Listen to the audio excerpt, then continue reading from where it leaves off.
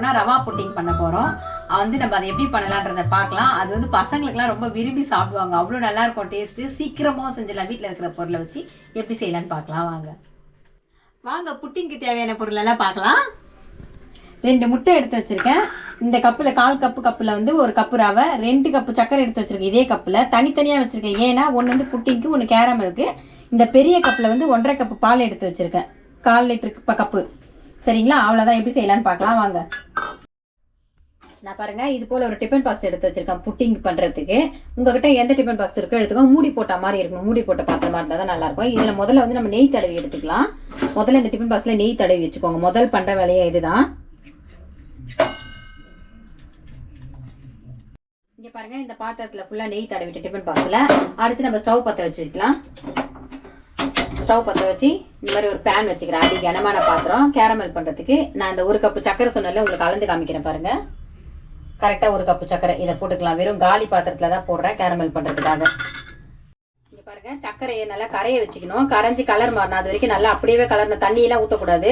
இங்கே பாருங்கள் அப்படியே நல்லா கரைஞ்சி அது மெரூன் கலரில் வரும். அது வரைக்கும் கலரிகிட்டே இருப்போம். இங்கே பாருங்கள் இப்படி சக்கரை மெல்ட் ஆகுது. இன்னும் நல்லா மெல்ட் ஆகி கலர் மாறணும். அது வரைக்கும் கொஞ்சம் கலரிகிட்டே இருப்போம். ஸ்டவ் சிம்மிலே வச்சு கலருங்க. பாருங்க இது நல்லா ரெடி ஆயிடுச்சு. எந்த கலர்ல மாறிடுச்சு பாருங்க, முட்டாய் மாதிரி. இப்போ ஸ்டவ் ஆஃப் பண்ணிக்கலாம். ஆஃப் பண்ணி இது சூடா இருக்கும் போதே நம்ம நெய் தடவி வச்சதோல அந்த பாத்திரத்துல மாத்திக்கோங்க. கட்டி ஆயிட்டு ஆற வச்சிங்கன்னா கட்டி ஆயிடும், வராது. அப்போ சூடா இருக்கும் போதே மாத்தினீங்கன்னா தான் வரும் இது. சரிங்களா?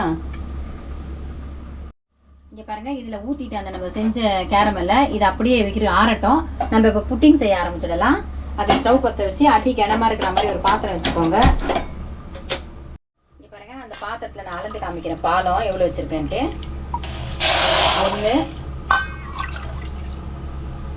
1.5 கப் வச்சுருக்கேன்னா இது பால் நல்லா காயட்டும்.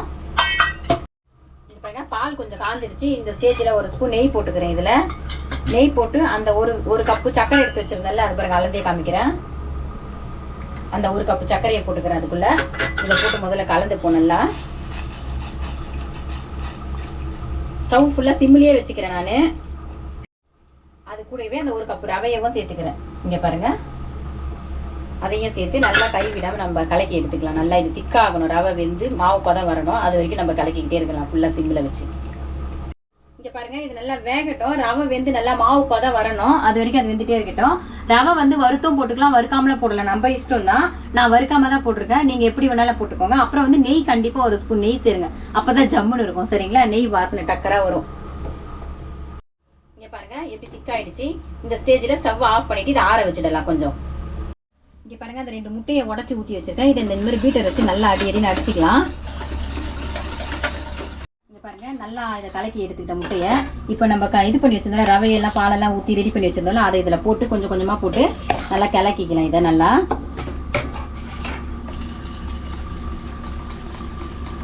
இங்கே பாருங்க இப்போ இன்னும் கொஞ்சம் இருக்கிறதையும் இது கூடயே சேர்த்து கலக்கிக்கலாம்.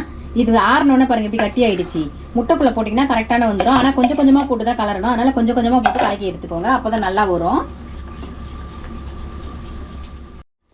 இங்கே பாருங்க நல்லா இந்த மாதிரி ஃபுல்லாக கலக்கி இந்த ஸ்டேஜுக்கு எடுத்துக்கோங்க. இங்கே பாருங்க கரெக்டாக வந்திருக்கு.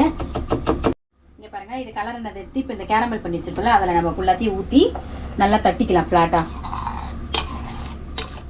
இங்கே பாருங்க இது கிண்ணத்தில் ஊற்றி இந்த மாதிரி ஃப்ளாட்டாக தட்டி வச்சுட்டேன். இப்போ நம்ம ஸ்டவ் பற்ற வச்சு இட்லி குண்டா வச்சு இட்லி குண்டாவில் தண்ணி ஊற்றி வச்சிருக்கேன். நம்ம இட்லி அவிக்கிற மாதிரியே தான் இப்போ அவிக்க போகிறோம். இட்லி தட்டை மேலே வச்சு மேலே இந்த நம்ம ஊற்றி வச்சிருக்க புட்டிங்க வச்சு இதுக்கு மூடி போடணும். இது மேலே ஒரு மூடி போடுங்க. மூடி போட்டு இட்லி குண்டா மூடி போட்டு மூடிக்கலாம். இது வெந்ததுக்கு அப்புறம் பார்க்கலாம். இப்போ ஒரு 1/4 ஹவர் பொறுத்து பார்க்கலாம். புட்டிங் வெந்துருச்சு. நான் முதல்ல திறந்து பார்த்தேன். என்ன திறந்து பார்த்துட்டு குத்தி பார்த்தேன். கத்தியில் ஒட்டாமல் வந்துச்சு. இந்த மாதிரி குத்தி பார்த்தா ஒட்டாமல் வரணும். கத்தியில் வெந்துருச்சு. இதை ஆற வச்சு ஃப்ரீசரில் 2 மணி நேரம் வச்சு எடுத்து பார்க்கலாம். சரிங்களா? 2 hours later. புட்டிங் ஃப்ரீசரில் 2 மணி நேரம் வச்சிருக்கேன். ஆற வச்சு எடுத்தாச்சு. இப்போ எப்படி வந்திருக்குன்னு பார்க்கலாம் வாங்க. பாருங்க இப்போ நம்ம கட்டி போட்டு கவுத்துக்கலாம்.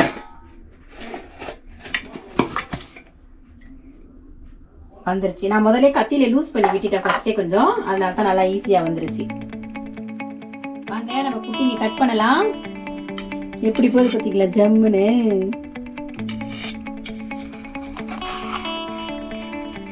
கட் பண்ணியாச்சு.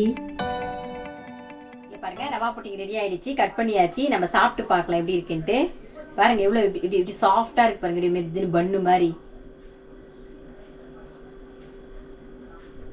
செம்ம டேஸ்டாக இது, உண்மையாகவே அட்டகாசமாக இது, குழந்தைங்களாம் விரும்பி சாப்பிடுவாங்க. கண்டிப்பாக எல்லாரும் செஞ்சு பாருங்க, இதை செம்ம டேஸ்ட்டாக இருக்குது உண்மையாகவே, வாயில் அப்படியே எச்ச ஊறுது. செஞ்சு பார்த்துட்டு எப்படி இருக்கு லைக் பண்ணுங்க, கமெண்ட் பண்ணுங்க, ஷேர் பண்ணுங்க. நம்ம சேனலை சப்ஸ்கிரைப் பண்ணாதவங்க சப்ஸ்கிரைப் பண்ணுங்க. கண்டிப்பா எல்லாருக்கும் ஷேர் பண்ணுங்க. ரொம்ப ரொம்ப ரொம்ப ரொம்ப சூப்பரா இருக்கு, எல்லாரும் செஞ்சு பாருங்க. ஓகே பாய், அடுத்த வீடியோல பார்க்கலாம்.